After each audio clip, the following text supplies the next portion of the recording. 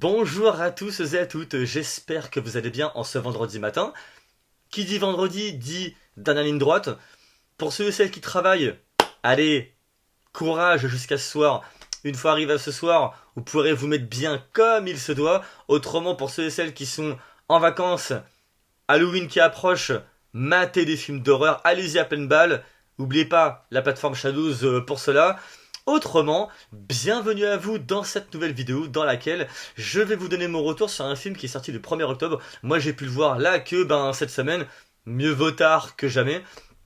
Et donc aujourd'hui, je vais vous donner mon retour sur le nouveau et dernier film de Francis Lawrence, à qui on doit des films de la saga Hunger Games. Je suis une légende avec Will Smith, mais aussi d'autres films dans lesquels le réalisateur s'était un petit peu poussé dans ses retranchements et qui étaient Red Sparrow ainsi que Constantine.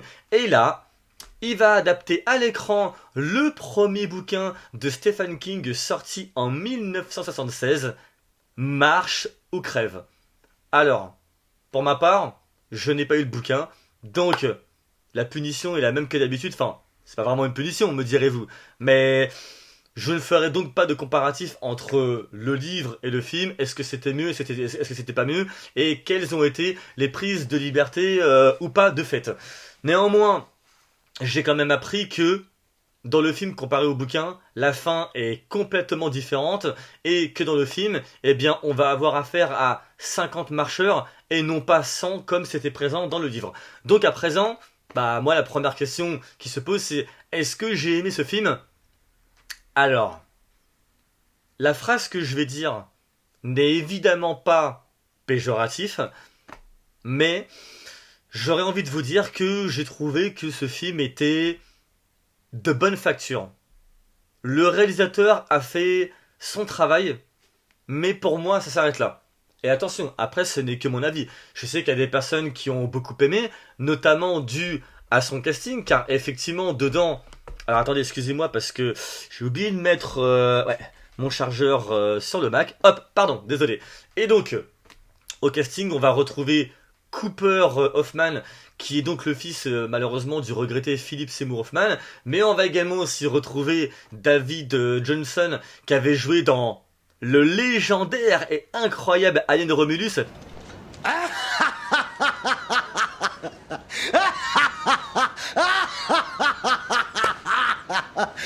Vous êtes sérieux? Et on retrouvera aussi Mark Hamill. Eh oui, eh oui, eh oui. Mark Hamill, d'ailleurs, que j'ai beaucoup aimé, ça va... Pas pourquoi, mais il m'a un petit peu rappelé Full Metal Jacket. Donc voilà. Alors c'est vrai qu'effectivement, avec un casting comme celui-là, bon, ça pour des jeunes et pour peut-être sûrement beaucoup d'entre vous, ça a dû, j'ose imaginer, parler. Mais le truc qu'il y a, c'est que même si la technique est bonne, voilà, c'est équilibré, même si le casting fait son travail, ça restera pour moi un film tout simplement de bonne facture. Mais avant de poursuivre, je vais quand même démarrer par le commencement. L'histoire se déroule donc dans un futur indéterminé, en Amérique, et en fait, tous les ans, à la date du 1er mai, se déroule en fait une émission qui s'appelle La Grande Marche et qui est donc retransmis en direct dans le monde entier. Donc une télé-réalité, mais pour le coup vraiment grandeur nature. Là pour le coup, on n'est pas dans un studio. Et donc, suivi par des millions de téléspectateurs, on va suivre un groupe d'adolescents qui doit donc marcher autant de jours que de nuit. Mais ils vont avoir des règles à respecter, en plus d'être suivis, accompagnés, plutôt si je puis dire, par des militaires. Et dans le cas où ces règles ne sont pas respectées, je peux donner un ou deux exemples pour vous imaginer un peu la chose. Si ils marchent en dessous des 5 km/h, premier avertissement. Si, admettons, ils s'arrêtent parce qu'ils ont mal quelque part, un avertissement s'ensuit et après, paf, exécution, donc par conséquent, ils se font dégommer. Donc ça, c'est une chose, c'est un fait. Maintenant, moi, quand je vois ça comme ça, je me dis, top! C'est un concept, une proposition qui me met l'eau à la bouche. Une bande d'adolescents qui doivent marcher, à la fin, t'auras qu'un vainqueur. Ok, on est donc dans une forme de battle royale avec un petit côté Squid Game derrière. Et donc, ok, let's go. Mais le truc, c'est que à la fin, t'auras qu'un vainqueur. Et du coup, par conséquent, je je n'ai pas, enfin, je n'irai pas m'attacher à qui que ce soit. Vous voyez un petit peu la chose. Et pourtant, le casting fait son travail. Il n'y a pas de problème. La chimie entre les deux personnages principaux est présente. Mais et après, on rentre dans le b.a.-ba psychologique et scénaristique habituel, quelque chose que pour ma part, j'ai vu des centaines de milliards de fois. Donc, les deux beaux gosses qui s'entendent bien, tu vas avoir la tête de Turc et tu vas avoir l'autre Gus qui ennuie tout le monde parce que il va chercher à rabaisser quelqu'un, vous voyez, il va chercher la mouise dans le but de se croire intéressant, de se sentir vivant. Encore une fois, comme je le dis, le b.a.-ba psychologique et scénaristique habituel que j'ai vu dans des centaines de milliards de films. Voilà. Mais et c'est pas péjoratif parce qu'après ça fonctionne bien. Attention. Mais voilà. Donc t'as ça et donc moi je me dis que ok, je m'attache à personne. Donc forcément, ce que j'espère, ce que je me dis, c'est que ça va envoyer du lourd dans les exécutions et ça va vraiment se mettre sur la tronche. Il va se passer des choses. Vous voyez, il va y avoir de la tension, de l'oppression et je devrais par conséquent, en tout cas pour ma part, c'est ce que j'aurais voulu, me retrouver scotché à mon siège. Or, ça ne va pas être le cas. Voilà, moi, comme ça partait dans cette direction, c'est ce que j'aurais voulu par ma part. Et ça ne va pas être le cas. Bien que les exécutions, il y en a deux, trois où je me suis bien rincé l'œil. Ouais, je vous le dis cash, hein, franchement, voilà, elles sont bien foutues, ça envoie. T'as des situations qui sont assez rigolotes à suivre, hein, tu rigoles forcément, ça va de soi. Mais le truc, c'est que il y a ce manque de tension qui n'a pas fonctionné parce que d'un autre côté, tu vas avoir le fond de l'histoire et que pour le coup, évidemment, je ne peux pas gommer, parce que sinon ce serait une mauvaise foi de ma part, qui va être les différentes thématiques abordées, car forcément, ces jeunes, ils marchent, il faut qu'ils marchent jusqu'à l'épuisement, et encore une fois, jusqu'à que, à la fin, il ne reste qu'un vainqueur, d'une manière ou d'une autre.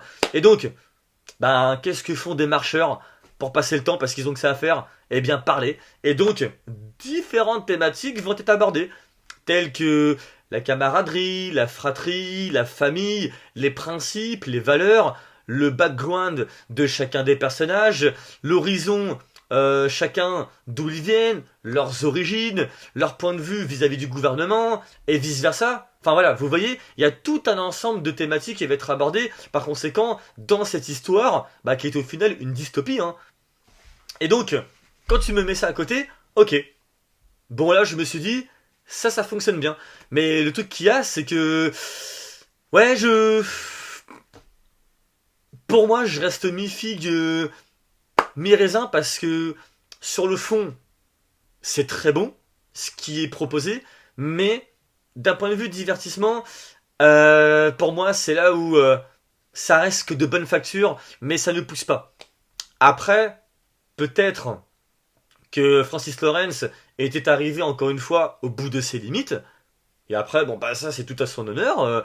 Voilà, chaque réalisateur va exécuter son film de manière très différente, avec sa méthodologie, et ainsi de suite.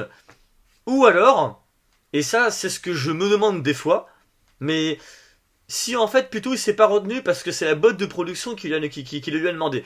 Parce qu'il y a quand même des scènes d'exécution qui s'envoient bien quand même, mine de rien, mais pour moi il est resté en retenue, et vu la direction que pour ma part ça prenait, j'aurais voulu qu'il y ait encore une fois beaucoup plus de pression. Vraiment, j'aurais voulu me dire que, ah purée, même si je sais qu'ils vont tous mourir, mais dans ce cas-là, vas-y à fond de par rapport à cette direction. Voilà ce qui m'a, dans les grandes lignes, gêné. Maintenant, en dehors de ça, le fond, comme je l'ai dit, voilà, pour ma part, c'est nickel. Après, le divertissement, je dirais que c'est tout juste passable, parce que les prises de vue sont bonnes.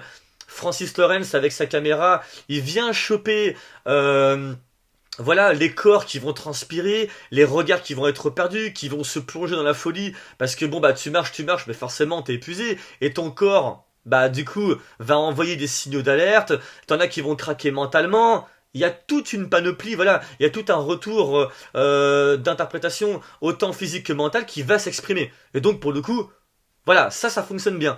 Mais c'est vrai que voilà, je m'attendais à ce que ce soit beaucoup plus viscéral et ce que la tension me fasse vraiment frémir. Voilà, mais bon, ça après, encore une fois, ce n'est que mon retour. Maintenant, il y a quand même deux choses aussi qui m'ont un peu marquées. Alors une un petit peu moins que l'autre, même si l'exécution pour moi, voilà, est quand même bien amenée.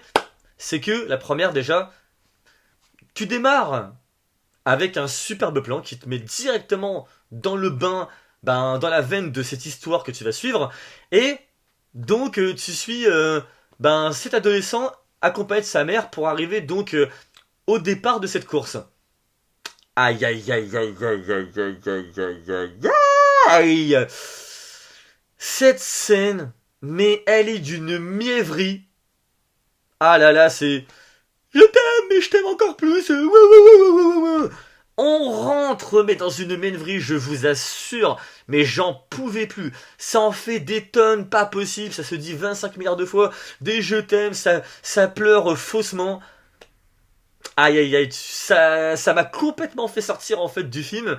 Et heureusement qu'après, hop, tu coupes. Et puis là, cet adolescent, il rejoint donc les autres sur le départ. Tu as Marc Hamill qui arrive. Il pose ses baloches. Voilà, hop, dialogue ciselé comme je l'aime, le pied total.